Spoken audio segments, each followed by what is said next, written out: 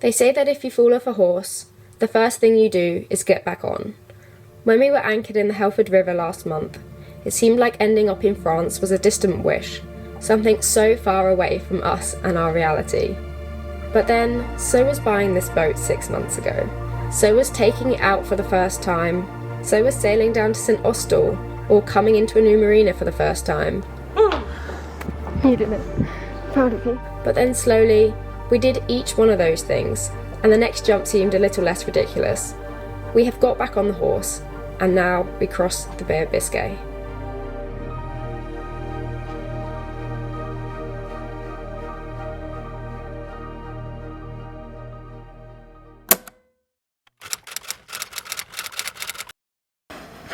It's baking here. It's roasting It's here. like really, there's like no air, there's like no wind. There's no air. We're a bit delusional. So we got in here at about 4:30. We got given the tiniest berth ever. It should be for like a 20-foot boat. We're a 40-foot boat. We squished it and Zach helmed and he did a fantastic job. Then we went and found customs and it was this pretty weird building. It looked like a prison. Anyway, it was really quick and easy. Nice guy just literally looked at our passports, Stamped. took them away, stamped them, gave them back to us. And it's the most surreal feeling that we've just sailed our own boat we bought 6 months ago to a foreign country. Yeah. And it was an even weirder feeling because we had our quarantine flag up, but we thought no one knows we've actually arrived. We're going to go have some food now and have a shower and chill for the rest of the afternoon, evening, because we're Pooped.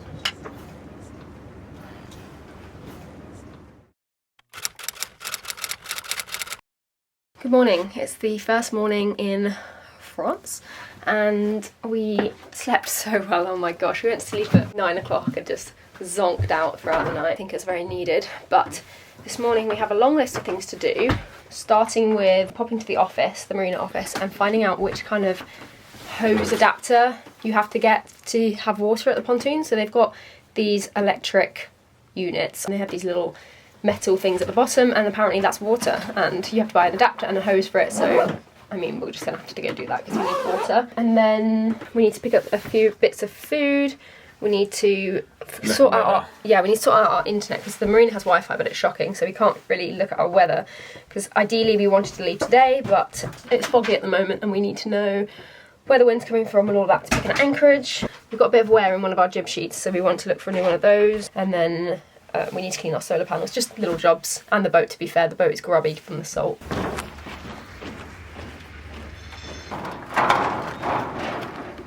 We've decided to come to the office and get the weather for the next few days. Building work. Our initial plan was to hop to an anchorage in Brest, then pooter down the French coast a little. However, once we checked the weather, some big systems were coming in, and unless we left to cross the bay today, it would be weeks before we got another chance. Suddenly, the relaxing day wandering around Brest turned into a crazy mission of getting our errands done in time to leave in just a few hours. Time to rent some bites and tick off some things off the list.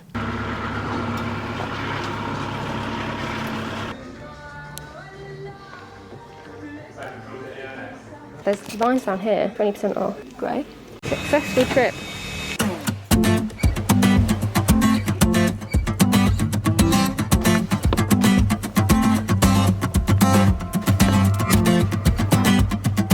Got my new hose.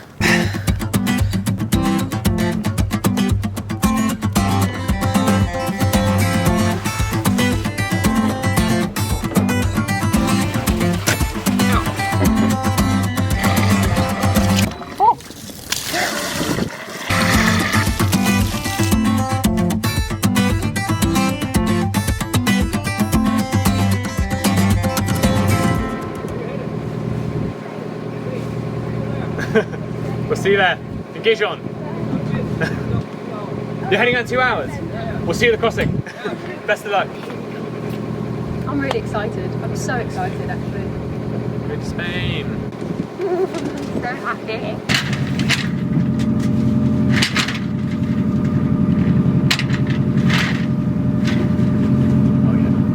A quick breakfast of French plums and a croissant later, we were approaching the Rasta sign. Similar to the Chanel de Four the previous day, this rock-infested, current-gushing stretch of water was one that required careful planning. We had to fight the flood at Brest in order to hit this when the tide was on its way out, and luckily we got the timing spot on and cruised down this stretch of water with ease, avoiding the multiple cardinal markers indicating dangers lurking beneath the water. Have we successfully navigated that section? Yes, just about. One more bit to go. But we've avoided that rock.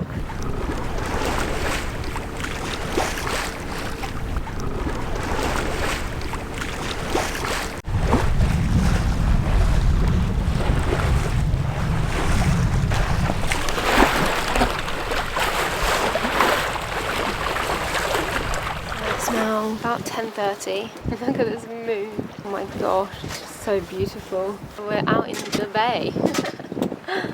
I'm just really proud of us. Not only did we give the crossing a go again, we went into like new marinas. We went into a finger berth in a different marina for the first time, and a small one at that. It'll be a nice night, I think. Yeah, it's really peaceful out here.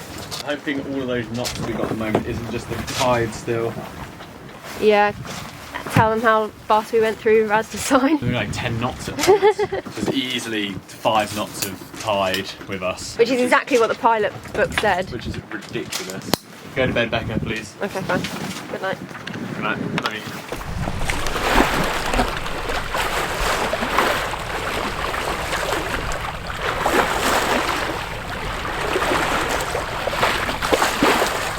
I think it's about 6 in the morning and we just hit 7 knots, and we have our genoa whisked out on one side and our main on the other side, and we've got our mizzen up. We were heading pretty much dead downwind and we were super rolly, waves were behind us, but then I thought, you know what, we're going off our bearing quite a lot, so let's just bear up into the wind. And we turned about 20 degrees and we just started hooning along, and we did actually, I know it's really rocky now, but we did actually flatten out a lot, which is really nice. The sea state's picked up a bit and the wind's picked up now, that's why we're going a bit faster, but yeah, I'm feeling happy. We made progress. I experimented, I had the full moon above me and a constellation of stars, and I was just like, you know what, I've got this. And I just experimented and it's really paid off. Feeling very happy right now, but yeah. Oh, that's the autopilot now. That hasn't stopped. Anyway, time for me to get a few more hours of sleep.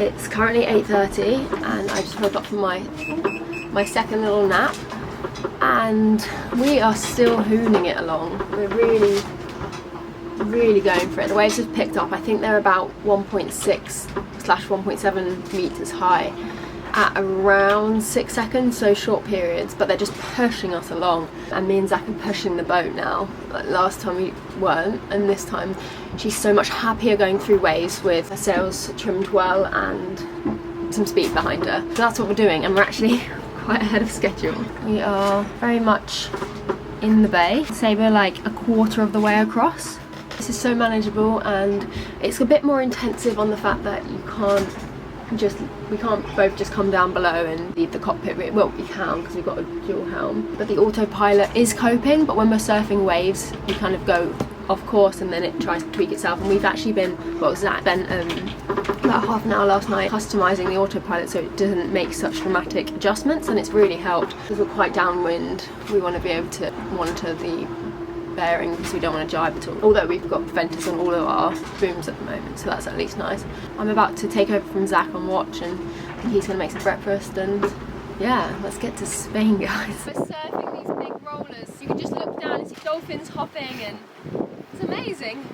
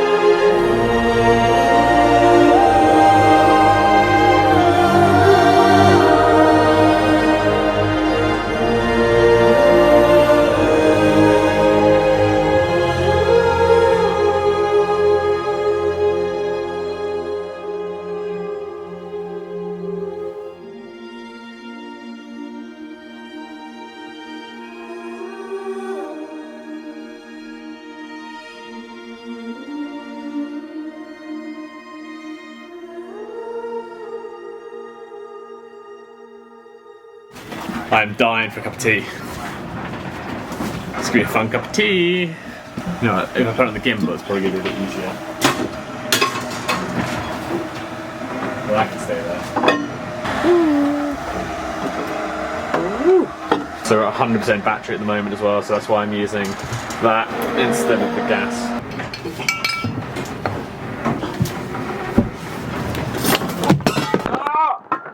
Such a beautiful day out. Me and Zach just sat for a while and just stared out, and we're so overwhelmed almost to be in the middle of Biscay, but so happy. It's just beautiful out here. We haven't, ooh, big wave. Whee!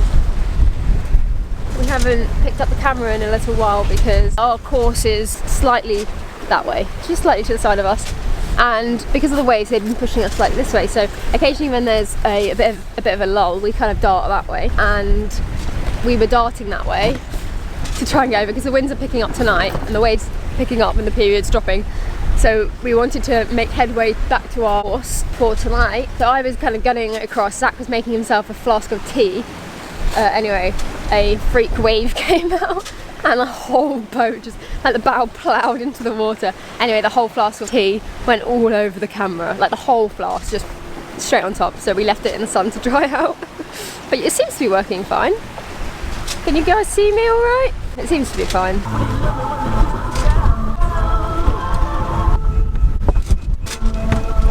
Woohoo!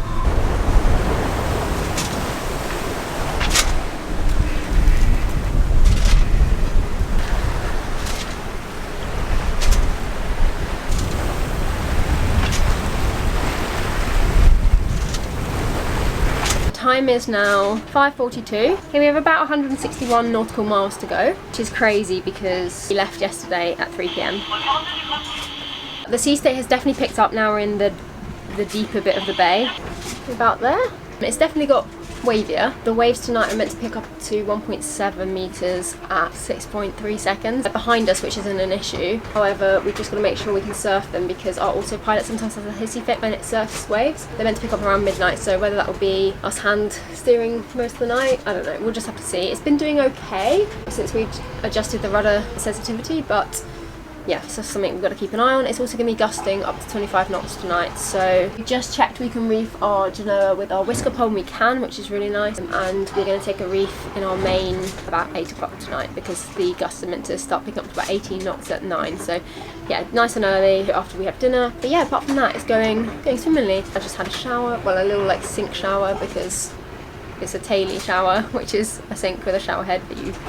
But I felt a lot better, and it's really nice to keep a sense of normalcy. Wow. There we go. It's nice to keep a sense of normalcy on trips like this because it's all too easy to not keep clean and to wear the same clothes. It's like hiking or camping, it's just too easy not to. So yeah, we're trying our hardest to keep in as much of a routine as we can. That means like having dinner at the same time and 3 meals a day, even though we're napping throughout the day too. But yeah, going good. And oh, also, this is kind of crazy. So I made some predictions. So what did I just say? How much longer did I say to go? 161 nautical miles. And we did all our route planning as doing 5 knots max. We haven't been doing that. We've been doing like 7. Actually, max, we've been doing like 9. We've been going really fast down the waves. So our average speed is now at least 6 knots. So it should take, I think, around, I might be wrong. I might be doing my maths completely wrong here. But it will probably, maybe, take around 26 hours to get to Gijón, and it's 5:45 now, which means we're going to get in about 7:45 tomorrow night, which just doesn't seem right, because we only left yesterday, and it's meant to take 4 days. But then we do have our own little mini trade winds and the waves, so who knows, but we're flying along.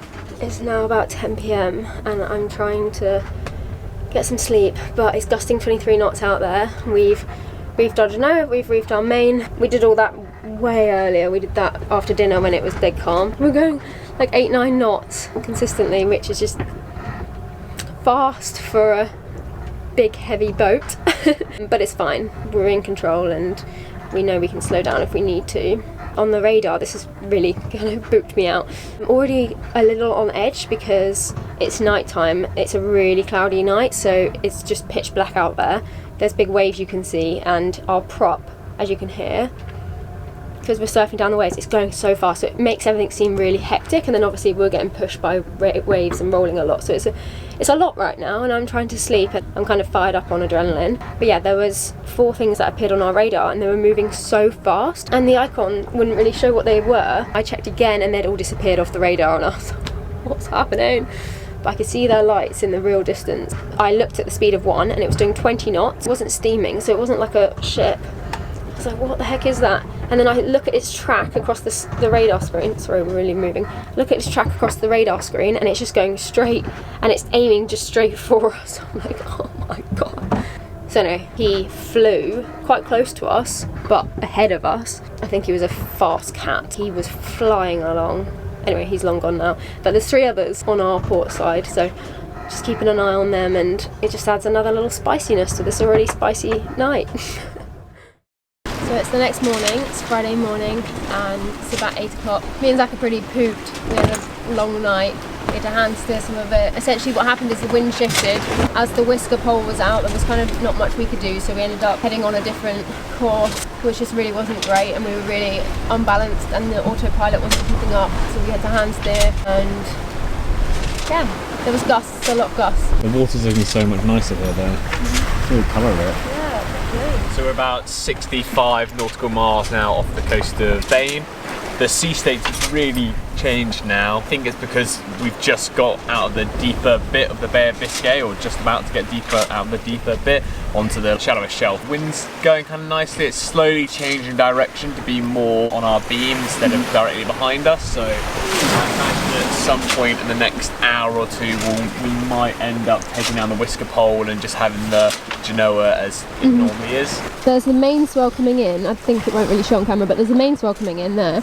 Then there's like secondary swell. There's this like secondary, but all over the place, doesn't really know what it's doing, and then randomly another wave will meet and push out, and I don't know. It's a bit of a confused sea state, but definitely. But we're powering through it. Good old Tay-Lee. Keep thinking I can see like outlines of land. I think it's a mirage. Yeah. I was having that with other boats in the night. I was like, oh, I'm losing the plot.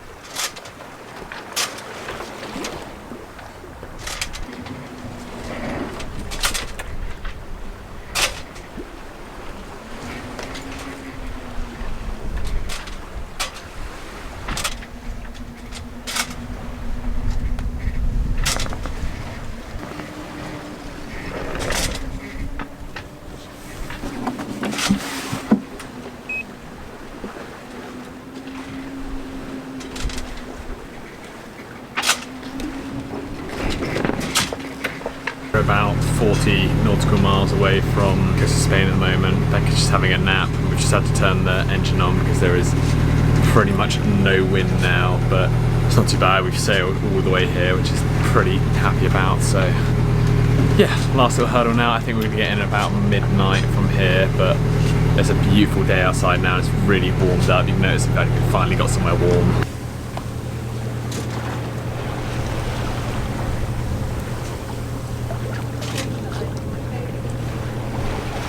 To put our Spanish courtesy flag up, and yes, we know they're small, we're not going to talk about it.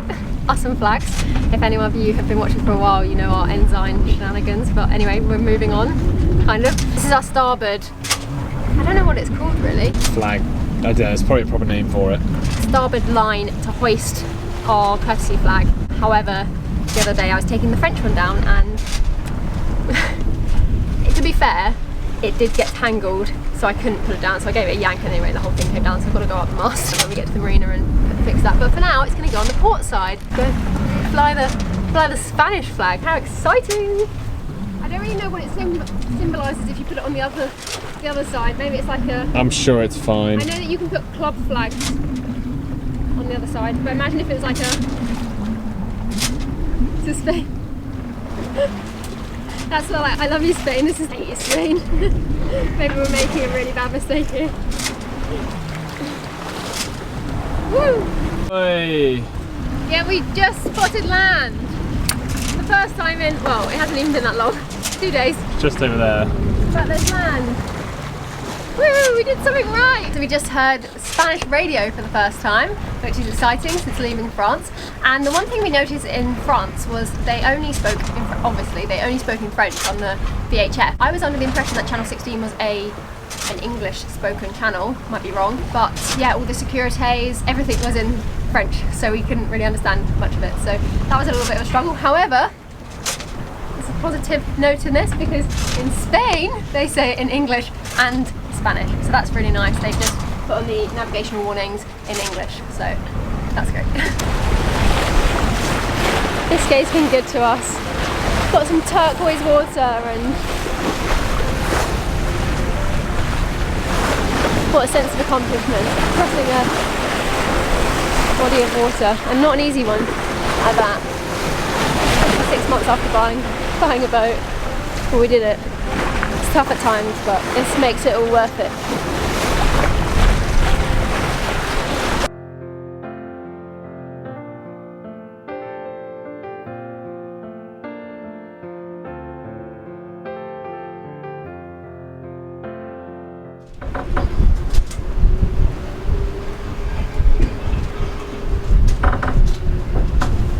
It's currently about 11 PM and we are honing in on the Gijón coast. We've got about 12 nautical miles to go. The lights are all becoming clearer. Yeah, we're really looking forward to getting in. It'll be the first time going into a foreign marina or any marina in the dark, but we've studied all the navigational lights and I'm sure it will be well lit. But the winds have definitely picked up. We got told that along the coast all the way to A Coruña, the winds really gust through there. So we decided to take a reef really early. And we're really happy with our decision because I think it's gusting, hard to tell, but maybe about 20, 22, maybe up to 23, 24 knots. And later in the night it's meant to pick up to 25 knots, so it's going to get really quite windy. But our full genoa out at the moment because we reefed our genoa the other day because we know you're meant to reef them equally so the boat's balanced, but actually our genoa is the thing that kind of pulls us through the waves and keeps us flat. So yeah, we haven't really dodged genoa, but it's super easy to reef with pressure on it, so we can just furl it if we need to.